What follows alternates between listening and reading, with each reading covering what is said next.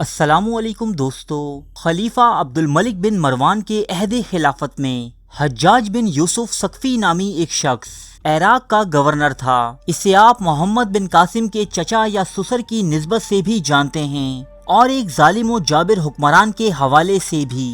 یہی وہ شخص تھا جس نے حضرت عبداللہ بن زبیر کو بے دردی سے قتل کرنے کے بعد ان کی لاش کو 3 دن تک سولی پر لٹکائے رکھا، جبکہ اسی جنگ میں حجاج بن یوسف نے خانہ کعبہ پر سنگ باری کی اور عمارت کو نقصان پہنچایا۔ اس کے علاوہ ہزاروں معصوم لوگوں کو سخت سزائیں دینا اور صحابہ کرام رضی اللہ تعالی عنہم کی بے حرمتی کرنا اس کے سنگین جرائم میں شامل ہے۔ اگر آپ اس شخص کی مکمل تفصیل جاننا چاہتے ہیں تو ہماری ویڈیو حجاج بن یوسف کمپلیٹ ہسٹری ملاحظہ کیجیے۔ حجاج نامی اس شخص کے کرتوت جس قدر سیاہ تھے، اسی طرح اس کی موت بھی نہایت عبرت ناک تھی۔ موت کے وقت اس کے جسم میں کیڑے پڑ چکے تھے جو اسے ایک پل چین نہ لینے دیتے۔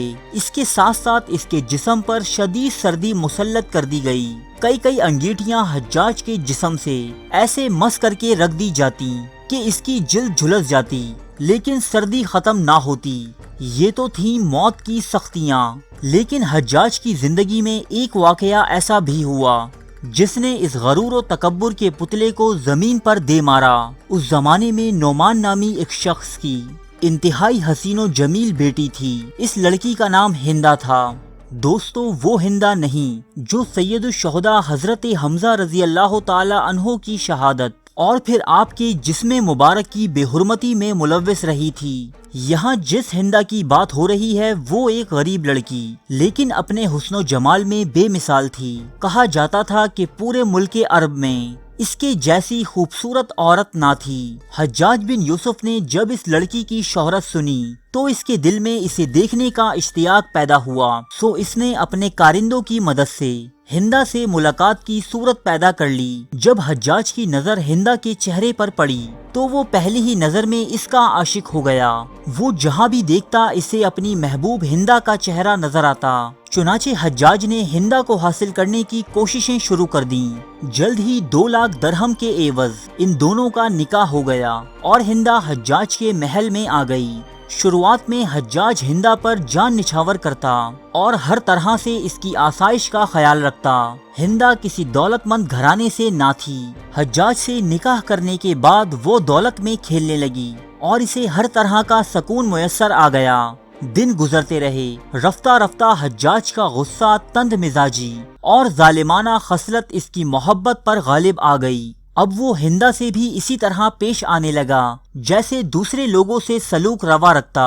حجاج کے اس رویے سے اب ہندا رنجیدہ رہنے لگی۔ آہستہ آہستہ اس کے دل سے حجاج کی محبت ختم ہونے لگی اور وہ حجاج کو اپنے لیے ایک مصیبت خیال کرنے لگی۔ ادھر حجاج اسے ہر وقت رنجیدہ دیکھ کر اور زیادہ سختی سے پیش آنے لگا۔ جب حجاج کا دل ہندا سے بالکل اکتا چکا تو اس نے انتہائی ذلت کے ساتھ عبداللہ بن طاہر کے ذریعے 2 لاکھ درہم ہندا کے پاس بھیجے اور کہلا بھیجا کہ میں نے تجھے طلاق دی، تیرے مہر کے 2 لاکھ درہم تجھے بھجوا رہا ہوں، اب جہاں تیرا جی چاہے چلی جا۔ ہندا نامی یہ عورت صرف اپنے حسن و جمال میں ہی لاسانی نہ تھی بلکہ اپنی سیرت، فصاحت و بلاغت اور غیرت و حمیت کے لحاظ سے بھی بہت زیادہ اونچی تھی۔ جب اس نے عبداللہ بن طاہر کی زبانی یہ پیغام سنا تو فوراً بول اٹھی، اے قاصد، تیری زبان مبارک ہو، تو نے مجھے بڑی جانفزا خوشخبری سنائی۔ میری خوش قسمتی اس سے زیادہ کیا ہو سکتی ہے کہ میں نے ایک بد مزاج اور خوخار انسان کی قید سے رہائی پائی۔ یہ 2 لاکھ درہم جو اس نے میرے لیے بھیجے ہیں، اس خوشخبری سنانے کے عوض میں تجھے بخشتی ہوں، یہ میری طرف سے تیرا انعام ہے۔ طلاق کے بعد ہندا اس محل کو چھوڑ کر اپنے عام سے گھر چلی گئی۔ قسمت کا کرنا ایسا ہوا کہ کچھ ہی دن بعد خلیفہ عبد الملک بن مروان نے اسے نکاح کا پیغام بھیجا، جس پر ہندا نے انکار کر دیا۔ جب خلیفہ کی طرف سے بہت زیادہ اصرار ہونے لگا تو بالآخر وہ رضامند تو ہو گئی، لیکن ساتھ میں ایک شرط بھی پیش کی کہ ہمارا نکاح اس صورت میں ہو سکتا ہے کہ جب میں اپنے مکان سے جس محمل میں سوار ہو کر آپ کے محل تک آؤں، اس کا ساربان حجاج بن یوسف ہو۔ جو شخص اونٹ کی رسی پکڑ کر چلتا ہے اسے ساربان کہا جاتا ہے۔ خلیفہ نے یہ شرط قبول کر لی اور اسی خط کی پچھلی جانب لکھ بھیجا کہ حاکم کوفہ یعنی حجاج بن یوسف اس حکم کی تعمیل کرے۔ حجاج بن یوسف نے جب یہ خط پڑھا تو وہ دم بخود رہ گیا، مگر اس کی کیا مجال تھی جو یہ خلیفہ کے حکم سے سرتابی کرتا۔ ناچار وہاں سے روانہ ہو کر ہندا کے مکان پر آیا۔ ہندا اور اس کی سہیلیاں جب اپنے اپنے محمل میں بیٹھ چکی تو حجاج اپنی پوری شاہی پوشاک کے ساتھ محمل کے قریب آیا اور ساربانوں کی طرح پا برہنہ اونٹ کی مہار پکڑ کر پیدل چلنے لگا۔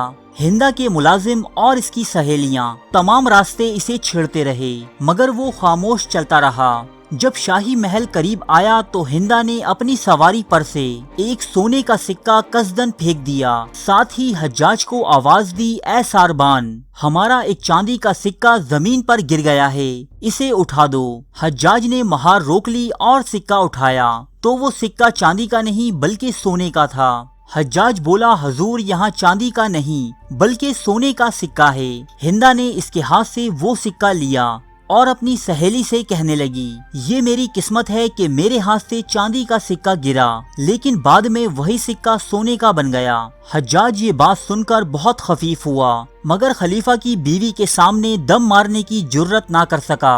کہتے ہیں کہ ایک عورت سے ذلیل ہونے کا دکھ حجاج بن یوسف کو اس کی ساری زندگی ستاتا رہا۔ السلام علیکم دوستو، یہ جو ہماری آج کی ویڈیو ہے اس کا عنوان ہے حجاج بن یوسف کا عشق۔ یہ ویڈیو ہم نے دراصل اس کتاب کے بہاف پر بنائی ہے، مشاہیر کے رومان۔ اس پہ ہم کافی ساری ویڈیو بنا چکے ہیں اور یہ اب میں آپ کو دکھاتا ہوں کہ اس کا صفحہ نمبر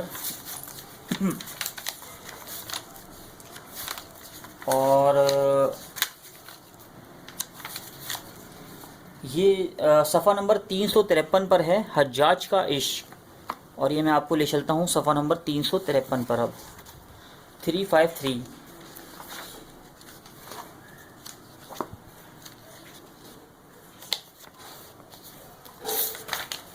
جی تو دیکھ لیجئے، حجاج کا عشق 353۔ تو یہ پورا ایک چیپٹر ہے حجاج کے عشق پر، یہ سارا، اور اس کتاب پر یہ بنائی گئی ہے۔ اس کے رائٹر ہیں ڈاکٹر امان اللہ ارمان سرحدی۔ ارے فرینڈز، ایک منٹ، آپ ایسے ہی جا رہے ہیں؟ اتنی محنت سے ویڈیو بنائی ہے، ایک لائک تو بنتا ہے نا؟ اور دوسرا یہ کہ آپ ہمیں اتنی بڑی دنیا میں دوبارہ کیسے ڈھونڈیں گے؟ تو اس کا حل یہ ہے کہ آپ ہمارے چینل کو سبسکرائب کر لیجئے اور اس بیل کے آئیکن کو کلک کر دیجئے۔ اس طرح ہمارے آنے والی تمام ویڈیوز آپ تک پہنچتی رہیں گی۔ ارے ڈریے مت، یہ بالکل فری ہے۔